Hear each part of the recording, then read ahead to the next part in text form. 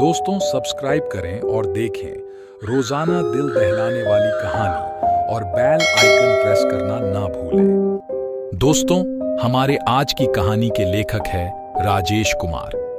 दोस्तों यह घटना आज से करीब 15 साल पहले की है, जब मैं अपने दो दोस्तों के साथ अपने गांव में घूमने के लिए गया था। हमारे गांव में एक विला था जिसमें मेरे दोनों दोस्त रहने का प्लान बनाते हैं।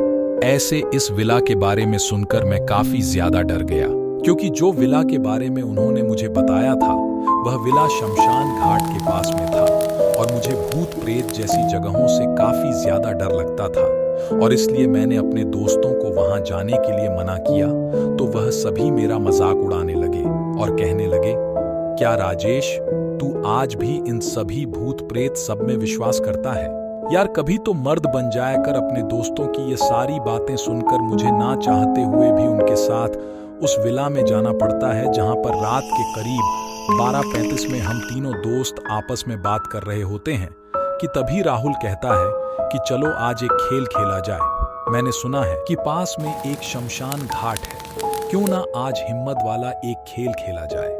आज हम तीनों में से जो भी सबसे ज्यादा समय तक उस शमशान घाट में अकेला रुकेगा वही इस खेल को जीतेगा, जिसको सुनने के बाद मैं ऊपर से नीचे तक कांप जाता हूँ, क्योंकि मुझे ऐसी जगह में काफी डर लगता था। और इसलिए मैंने अपने दोस्तों को कहा कि देखो, तुम्हें जो करना है वह करो, पर मैं तुम्हारे इस खेल में शामिल नहीं होऊंगा। जिसको सुनने के बाद राहुल और रंजन मेरे ऊपर हंसने लगे और फिर वे सभी मेरा मजाक बनाने लगे और मेरे को अपने साथ उस शमशान घाट में ले गए, जहां पर राहुल और रंजन एक एक करके उस शमशान घाट के अंदर चले जाते हैं और सही सलामत वापस आ जाते हैं। और फाइनली अब मेरी बारी थी, जहां पर मैं काफी ज्यादा डर रहा था, पर अब मुझे भी यह साबित करने के लिए कि मैं भी इन सब चीज से नहीं डरता हूं, मेरे को हिम्मत करके अंदर जाना पड़ता है। जहां पर मुझे अभी इस शमशान घाट के अंदर गए हुए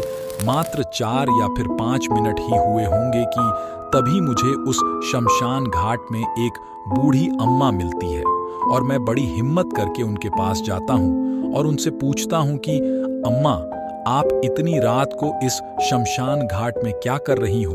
तो वह मुझे बताती है कि वह यहाँ से गुजर रही थी कि तभी वह रास्ता भटक गई है।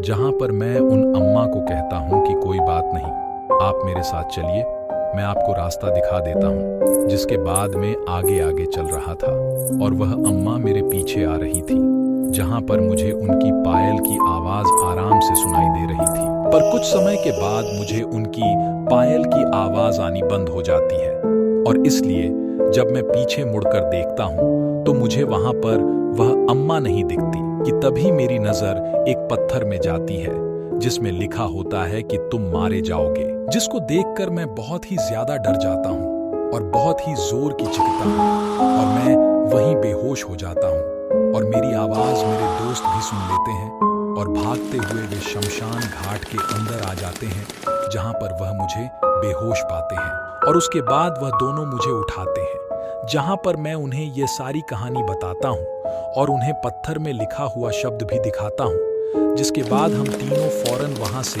अपने विला वापस आ जाते हैं। इसके बाद हम ठान लेते हैं कि आज से हम ऐसा कोई खेल नहीं खेलेंगे।